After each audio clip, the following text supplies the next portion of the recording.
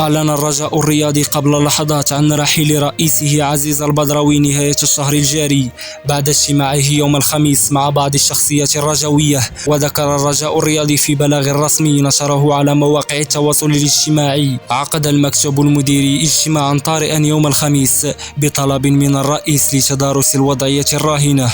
وأضاف: بعد مناقشات مستفيضة تقرر عقد اجتماع عام عادي واستثنائي يوم الجمعة 26 ماي لتقديم التقريرين الأدبي والمالي والمصادقة عليهما، واستقالة الرئيس ومكتبه المديري، وانتخاب مكتب مديري جديد. واختتم: سيتم تحديد مكان وتوقيت الجمع العام العادي في موعد لاحق. وللإشارة فقد صرح محمد بودريقة في وقت سابق بأن عزيز البدراوي هو رئيس الرجاء.